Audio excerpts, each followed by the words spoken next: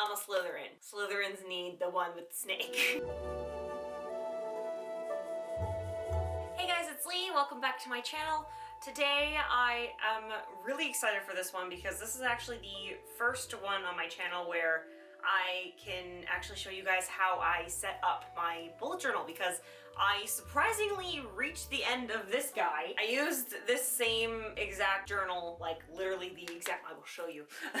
This was my very, very first bullet journal. So because of the crappy year I had during this time, I wanted to treat my second attempt at a bullet journal like it was my first time. So that's why I got the exact same journal. And I was convinced that when I started this one, that like last year's, that it would be full by the very end of the year. But I was very, very wrong. It got filled up by the end of February because, I mean, technically it wasn't filled up by the end of my last weekly spread in February, but with how many video spreads I was planning using this book, it took up a lot of extra pages that I didn't think was possible.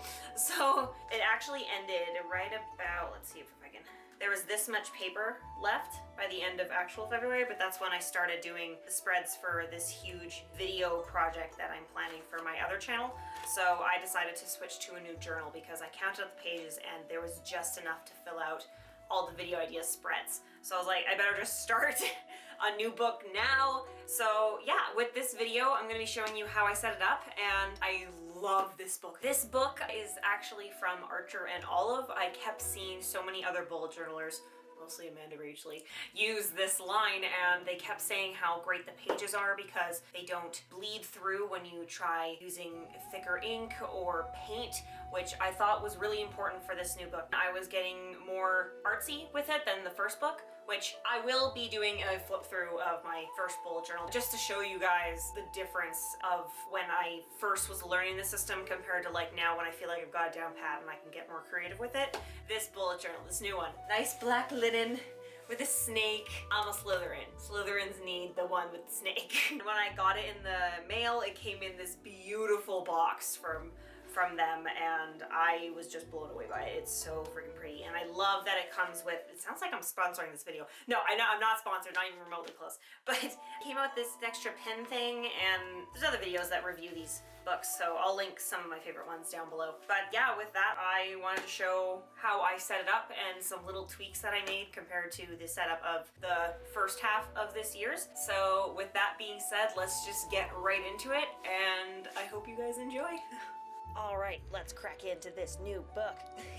So at the very beginning of the Archer and Olive books, they actually have a space that you can put your name in. Apparently not many books have this, at least when I was looking for them originally at Indigo. So anyway, I just quickly sketched in my name in a pretty cursive font because my natural handwriting is not nearly as pretty, so meh.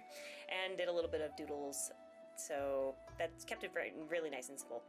So on the next page, I wanted to do the same thing that I did with the first half of my year's book, and I had a bunch of these Winnie the Pooh cutouts, so I narrowed it down to the ones that I thought would fit a bullet journal theme, and narrowed it down to the Tigger and Pooh Bear one. I was actually thinking about drawing this on its own canvas, like with watercolor, like I did with a previous Winnie the Pooh thing, which you can see on my Instagram if you're interested in seeing that. But I'm getting off topic here. I used a piece of scrapbook paper that I had lying around in my scraps pile to use as a backdrop, and distressed it with some extra blue ink that I had. I'll leave the link to the one that I used specifically in the description below if you're interested. So just around it, I grabbed a bunch of random blue washi tape and gold washi tape that I had in my collection. These ones actually just came in its own strips, not like a huge roll, so I have no more left of these ones, which kind of sucks because I really like how these ones work. I wish I could use them more. But this baby blue one I used is actually a really thick roll from a store called a Momo, and it's been like a staple for mine. It's really good to have a basic washi tape, so I'm gonna have to expand my collection so I can have some more plain color ones, not just full of patterns. So I distressed the edges of the paper with the same blue that I used around the Winnie the Pooh, and continued onto the yearly calendar thing.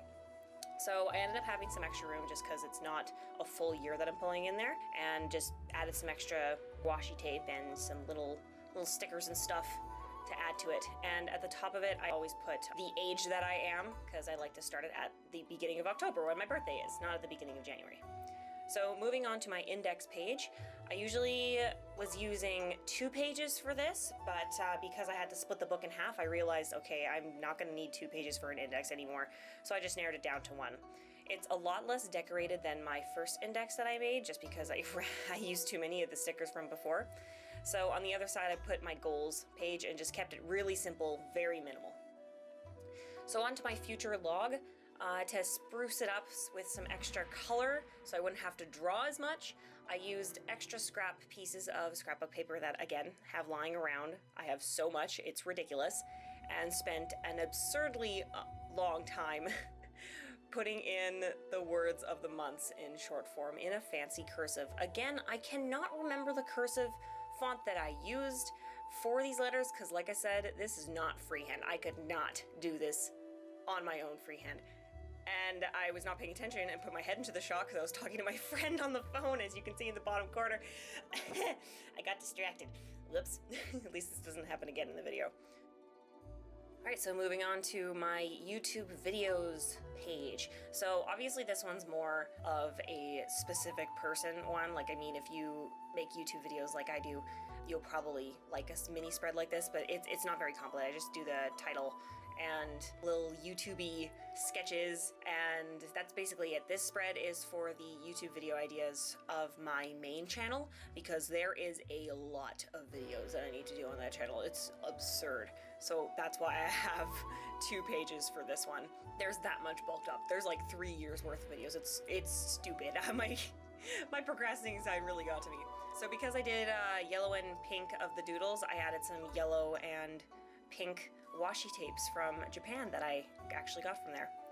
And moving on to my memories page. This one I actually got the idea from Amanda H. Lee's 2018 bullet journal setup when I was first figuring this out. Or was it 2019? I turned 25 when I did my first book, whatever year that was. Wow, I feel old. So I just added some stickers, kept it simple, and I gave myself 6 pages, I believe. 1, 2, let's count. 2, 3, 4, oh wow, I'm going slow. 5, 6. Yeah, I gave myself 6 pages. So before, in my other book, I actually gave myself the same amount, thinking that would be enough, but then I didn't need that many pages. But I figured, like, I started to expand my days, and I thought at this time that I'd be moving to Japan, so I was like, I need to give myself more space for memories, but now I'm kind of regretting that decision anyway. So this page is my Meraki Memories growth tracker, since on each calendar spread that I've been putting on my bullet journal videos is the growth tracker for my main channel, since that's the channel that I started with. And the other side here is for the videos that I'm planning for this channel. Since this channel is so much newer than my old channel, I really didn't need more than 1 page to write down the videos that I've already had planned. So if I can actually finish that page up before the end of this year, then I'll just add on an extra page later on in the book. That's the brilliant thing about bullet journaling, is that you don't need to have it in a specific chronological order. You can split spreads if you absolutely need to. And I freaking love that about bullet journaling. Just throw it in the index and it's easy to find. So just finished up this page, some accent colors with the brush tools, and that's it. So my next page is actually for my passwords, and I lost the footage of me putting in these stickers, so it's just a very, very quick little snippet. Just kept it simple, added more like stickers and washi tapes just to color it up a little bit, and I gave myself 3 pages this time because my parents keep losing their passwords, and I just left that left side there, that if they lose it again, then I could just be like, it's in my book, it's fine. For my right page, since I had a blank spot and I didn't really know what to do with it, I thought, why not decorate it with some pretty scrapbook paper that I recently bought. This line is actually Prima's newest line. I forget the name of it off the top of my head, but I will be showing it in my spring scrapbook haul that should be coming out probably next month, because I want to finish uploading the rest of my bullet journaling videos this month, so you'll see it soon. But I just grabbed the different papers from this and picked the quote that says, "Happiness is planning a trip with someone you love." Since at the time, I thought I was still going to Japan. And I was like, that's a perfect transition into March, because that's when I'm going to be leaving. So around the edges, I thought it looked a little bit too plain, so that's why I added the light blue little lines as backdrop, and then put a little bit of accent of pink since there was so many pink little roses. And just distressed the edges and kept it simple like that. I also wanted to make it look like it was being taped in like a picture, so that's why I did the little tapes as well. Alright, so here is the finished flip through. It looked a lot quicker on this video than it actually was to do, because you wouldn't believe how much I cut out in these clips just to find certain stickers that I wanted, because like when you have such a big collection, you need it to spread out. So this did take me a lot longer than this video shows, but I wanted to keep the spreads very simple for my setup, and I think I achieved that, and hopefully I can fill it out to the brim by the time this book is done. Alright guys, and with that we are officially transferred over to my brand new Archer and Olive notebook. Ooh, I feel like a real bullet journaler now that I'm under the same brand as a bunch of other people are. I think I kind of like it more than the original one that I used, especially the pages. Like, they're so much whiter, and I really didn't think the dots in my original book were that dark until I started using this new notebook. Like, I was shook. With that, I will just leave you my Instagram handle if you would like to follow me. I post some of my scrapbook creations on there, as well as bullet journaling spreads and whatnot. So yeah, give me a follow if you'd like, and I will see you guys next Scrappy Wednesday. Bye.